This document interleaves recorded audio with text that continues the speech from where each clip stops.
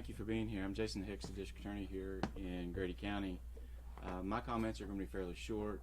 One of the things I do want to address is there's an ongoing investigation, as I sent out a press release a couple of weeks ago, talking about all the agencies that were involved, to include the Grady County Sheriff's Office, Chickasha Police Department, Chickasha Fire Department, the State Fire Marshal's Office, OSBI, and I know I'm going to leave some out, OBN, OMMA, and a couple of other agencies. They're all working together on the investigation. That investigation is not complete at this time, so as far as that goes, I'm not going to be prepared to answer any of those questions and won't answer any questions unless and until that investigation is complete. One thing that I do think is important that we wanted to get out to the public today is there's some information that has come to us that there is hand sanitizer that has been distributed by the folks at the manufacturing facility. This would be Boardwine Enterprise, and this sanitizer has made it out in the form of hand sanitizer, antibacterial soap, sunscreen, baby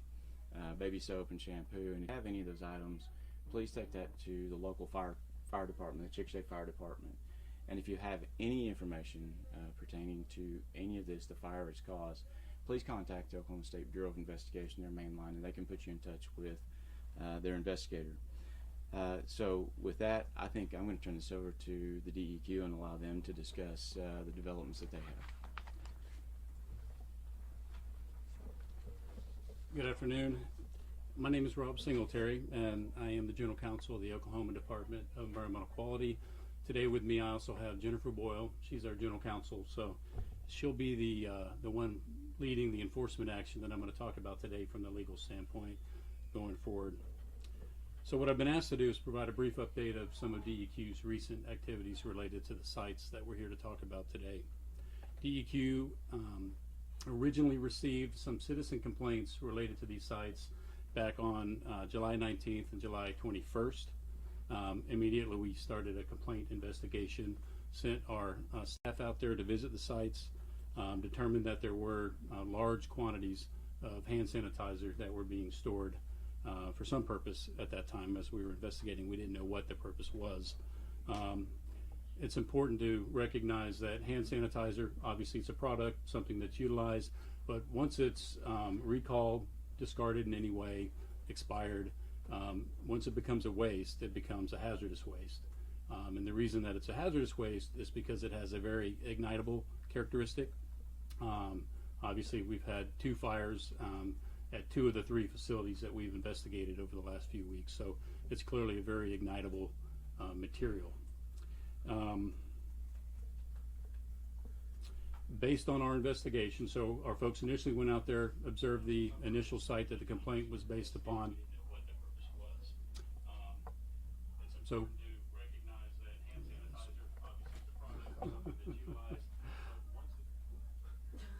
so anyhow, we went out to the initial site, investigated it, determined that, found out more information about additional sites, sent out different teams to investigate those sites. We've had several sampling events that have occurred at all 3 of the sites. The agency has made the determination that hazardous waste was present at the site and has been released into the environment at each of the sites. As a result of that determination, 2 days ago we issued an administrative compliance order. That administrative compliance order was served on the respondents and their legal counsel yesterday. That administrative order first assesses a pretty sizable administrative penalty. It's just over $6.6 million. More importantly, it requires that any remaining hand sanitizer be properly disposed of, and that any contamination that's occurred at any of the 3 sites, that it be remediated appropriately. So we have deadlines by which the respondent is required to submit plans for proper disposal for existing material, and then that's 15 days, and then 30 days after receipt, they have to submit a plan for site characterization and a plan to clean up the sites. And what is the 15 days? The 15 days is to submit a plan to properly dispose of it, because it is massive amounts that they still have on hand.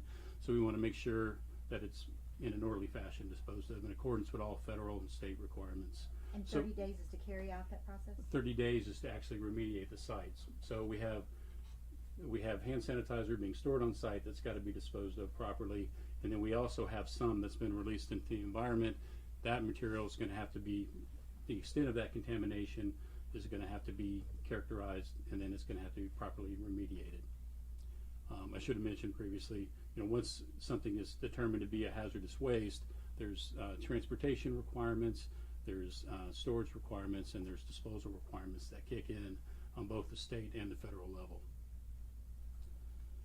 We also have, just as Mr. Hicks mentioned, there is an ongoing DEQ investigation into different aspects of this matter, so there may be additional DEQ action besides just this order that occurs, and there may be additional action from our other state and federal partners as well. So in addition to the $6 million penalty, will actually pay in dispose of this properly, or is there's a penalty that's been assessed. The way we assess our penalties, it's based on a DEQ penalty policy. In this case, the majority of it is the benefit from non-compliance. So by the material that's into the environment or been done properly, there's a huge cost savings that comes with doing that versus properly disposing of hazardous waste. That is the basis of the penalty. So in addition to that, any contamination that's occurred, they're responsible for actually remediating that contamination. And then anything else that hasn't already been properly disposed of needs to be properly disposed of, and there's going to be an additional cost associated with that as well. You know how much may be still being stored there, or the facilities, or? I don't have those numbers. I know that it's thousands of pallets is what we're talking about. at each site? In total, I don't have it with me. What kind of containers are they in? Are they in 50 barrels or It's 8-ounce containers? It's my understanding it varies. I mean, a lot of it was stored in pallets, so a lot of this is just containers that are palletized, stacked in pallets, and sometimes 2 or 3 high depending on the facility. Other ones are just kind of in totes, and then we also found discarded stuff just on the ground, individual containers as well. Mr. Singletary, I don't know if maybe we misunderstood this, but last week we had reported that the DEQ was going to come in and dispose of some of this, because I don't think that this guy was going to be able to dispose of it properly. Is that the case, or not? Right now you guys haven't done anything? Yeah, typically we don't have that kind of capacity to dispose of material, especially in this kind of quantity.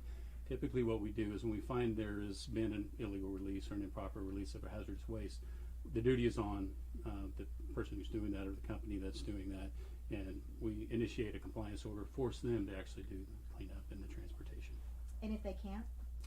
Then the next step is we take it to district court and get a court to help us force them to do that as well. What has the EPA done as far as from the federal level and supervising the cleanup, or what's their role in the investigations, if you can talk about that? Sure. Very soon after we, started our investigation, we requested EPA's assistance to help secure their multiple sites, and I'm not sure whose that is. So we asked them. They have a team that call, and they can be mobile to help secure sites in different parts of the country. This was one because of the fire that was ongoing and the multiple sites that we had requested their assistance. They came down, secured the sites, and allowed for that kind of initial assessment to occur. So our staff was out during that period doing assessment. They had folks out there. And then once that was completed, they withdrew that activity. There's still the potential that they remain engaged in this action, but that's kind of to be determined. I'm sorry. Do we have a stand for that? No. Okay. Well, what would work best? Are we getting audio? Okay. Okay. Sorry. No problem. How much of environmental impact is there? We heard and seen some reports about maybe 150 feet long in a bar ditch or something like that was contaminated, or do we know the extent of the environmental impact? See, that'll be part of the site assessment. We have determined that in various areas, numerous areas I should say, these sites, that there was a release of this hazardous waste, and there has been an impact for sure to the environment. Part of that plan to remediate the site requires that there be a site assessment at all 3 sites, and we determine the extent of that. But clearly we have documented through the inspections we've done and then through the samples that we've taken that there have been releases in several areas. Now you talk about releases. At this point, can you tell us whether those were intentional releases whether this was by the company attempting to dispose of this improperly? When it comes to hazardous waste, it really doesn't matter if it was intentional or not, right? The company that has the hazardous waste has the responsibility of disposing of it properly. So that would only be speculation at this point. All we've determined thus far is that hazardous waste is being stored on site and has been released. We can tell that by our samples. Can you tell us whether or not there were a team of employees here? Because we were able to speak with that business owner. At one point he told us that they had a large team of employees who would siphon all of this hand sanitizer out of each bottle and dispose of it properly.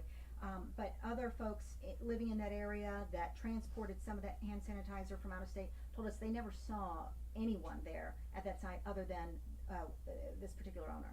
Yeah, I don't have any information related to their staffing or the number of folks out there.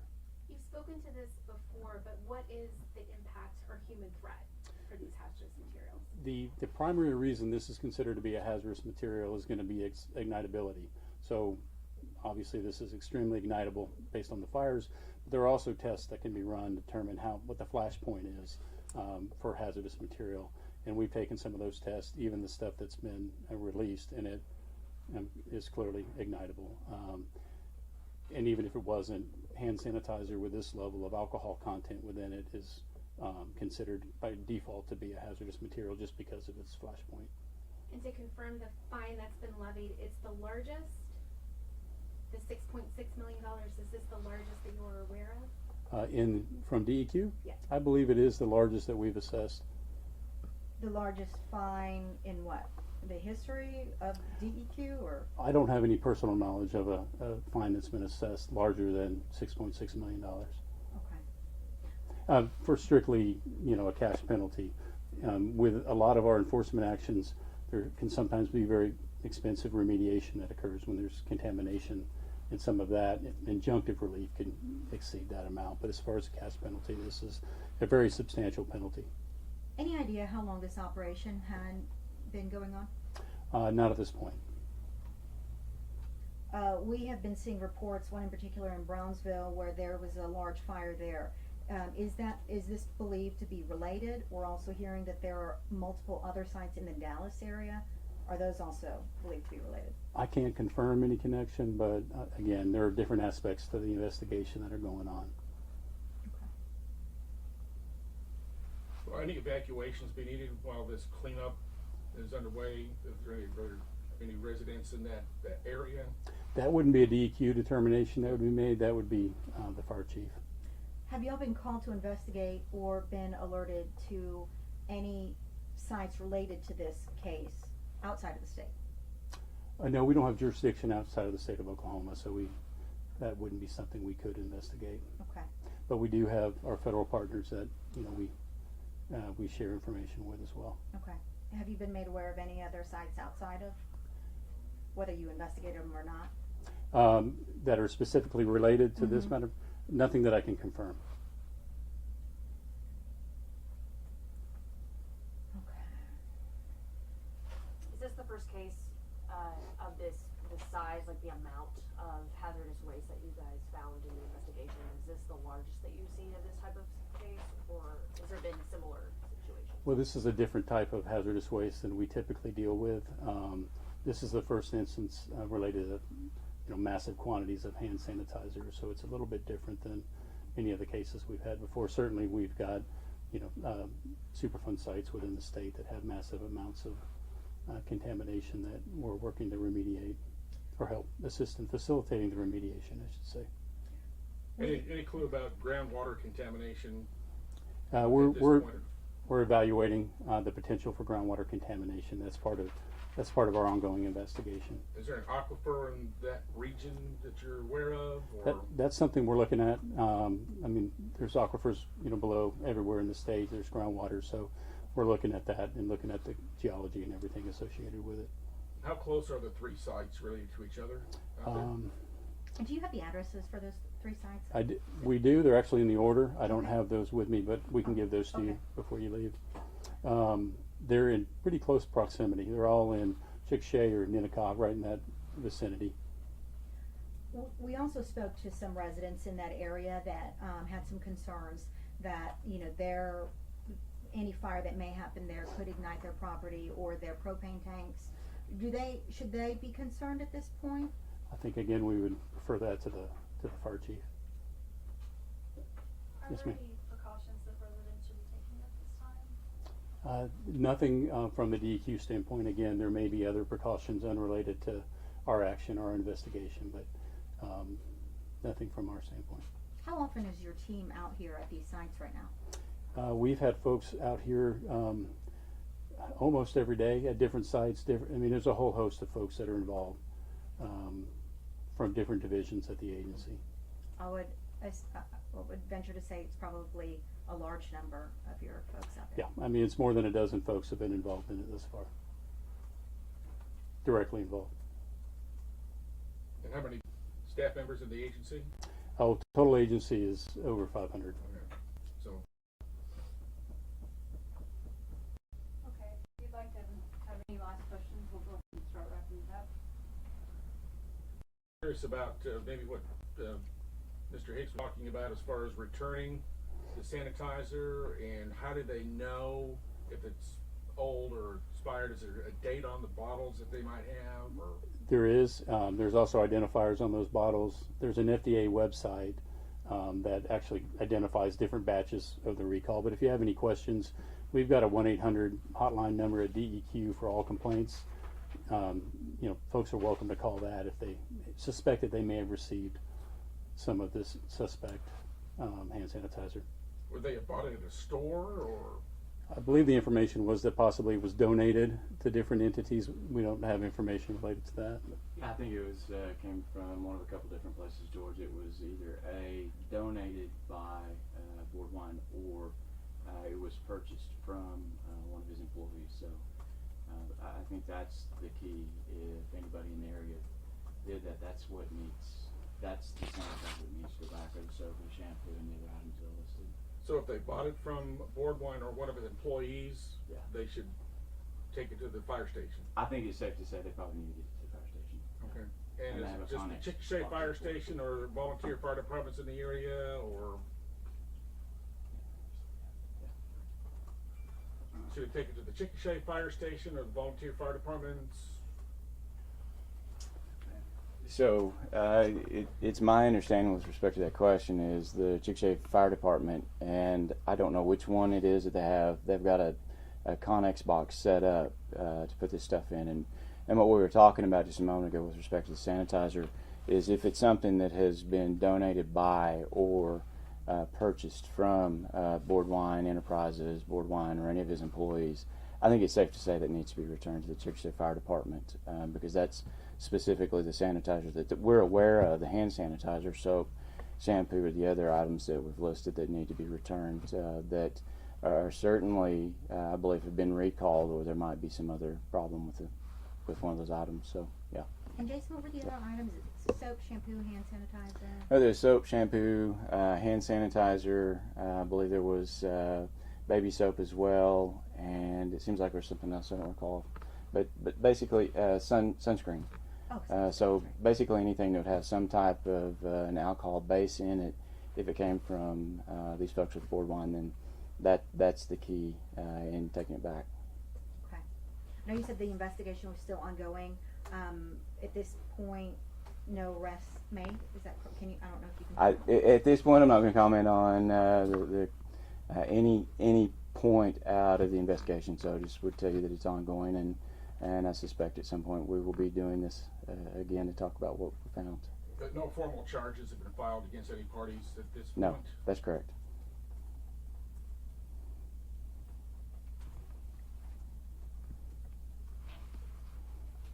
Any further questions? think so. All right. Aaron? Thank you all so much for being here. I have